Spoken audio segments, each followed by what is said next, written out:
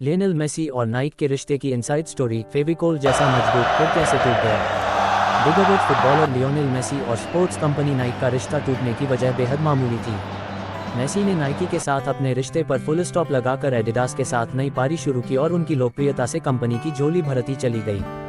कुछ रिश्ते ऐसे होते हैं जब वो टूटते हैं तो किसी को विश्वास ही नहीं होता।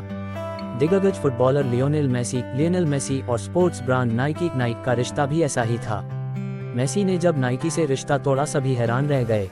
खुद कंपनी के लिए ये समझना मुश्किल था कि आखिर हुआ क्या है। न लियोनेल मेसी कॉन्ट्रैक्ट से नाखुश थे और न ही कंपनी की तरफ से उनकी कॉन्ट्रैक्ट राशि के भुगतान में कोई देरी हुई थी। ये सब कुछ एक गलतफहमी के चलते हुआ। नाइकी से अपने रिश्ते पर फुल स्टॉप लगाकर लियोनेल मेसी ने उसकी प्रतियोगी कंपनी एडिडास से करार किया, जो नाइक के लिए और भी ज्यादा चुभने वाली बात थी। 2021 में जुड़ा था रिश्ता। मेसी और नाइकी के बीच रिश्ते की शुरुआत 2001 में तब हुई जब 14 वर्षीय मेसी बार्सिलोना की ला मासिया अकादमी के एक उभरते खिलाड़ी के रूप में सामने आए। उस समय नाइकी इस क्लब का आधिकारिक प्रायोजक थी और अन्य सभी खिलाड़ियों की तरह मेसी भी इस ब्रांड का इस्तेमाल करते थे। सालों तक दोनों ने एक दूसरे की कंपनी को खूब एंजॉय किया। यह माना जाने लगा था कि मेसी लाइफ टाइम नाइक के साथ जुड़े रहेंगे, लेकिन फिर कुछ ऐसा हुआ कि रिश्ता बिखर गया। 2006 में स्टार फुटबॉलर ने एडिडास के साथ अनुबंध पर हस्ताक्षर करके सबको चौंका दिया।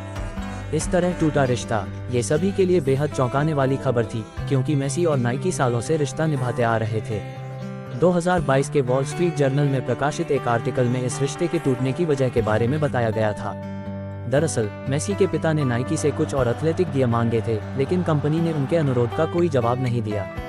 कंपनी किसी गलतफहमी का शिकार हो गई और अनजाने में इस अनुरोध की अनदेखी कर बैठी। बस इसी बात से मेसी और नाइक के रिश्तों में दरार आ गई। मेसी के स्टारडम से परिचित कंपनी ने शायद उनके पिता के अनुरोध का तुरंत जवाब देना जरूरी नहीं समझा। मेसी इससे इतना नाराज हुए कि उन्होंने कंपनी से रिश्ता तोड़कर एडिडास का हाथ थाम लिया। अदालत से भी झटका। एक स्टार फुटबॉलर का इस तरह चले जाना नाइकी को भी मंजूर नहीं था, इसलिए उसने मेसी पर कॉन्ट्रैक्ट तोड़ने का आरोप लगाते हुए अदालत का रुख किया। हालांकि अदालत का फैसला मेसी के पक्ष में रहा। कोर्ट ने कहा कि कंपनी के पास केवल एक कमिटमेंट लेटर है, जिसे कॉन्ट्रैक्ट पेपर नहीं माना जा सकता।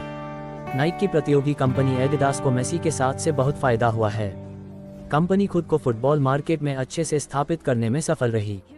2017 में मेसी ने एडिडास के साथ लाइफ टाइम करार किया, जिससे वह ऐसा करने वाले एकमात्र फुटबॉल खिलाड़ी बन गए। एडिडास को ऐसे मिला फायदा। मेसी के साथ रिश्ता एडिडास के लिए आर्थिक रूप से भी फायदेमंद रहा। एडिडास का बाजार मूल्य 2006 में $10 बिलियन लगभग 80,000 करोड़ रुपए से बढ़कर हाल के वर्षों में 31.59 बिलियन लगभग 2.53 लाख करोड़ रुपए हो गया है। मेसी की वैश्विक लोकप्रियता ने निस्संदेह इसमें महत्वपूर्ण भूमिका निभाई है। ये घटना नाइक के लिए एक सबक की तरह है कि छोटे से छोटे अनुरोध को नजरअंदाज करना भी कितना भारी पड़ सकता है। अगर कंपनी ने मेसी के पिता के अनुरोध का तुरंत जवाब दिया होता तो आज दोनों का रिश्ता एक नए मुकाम पर होता।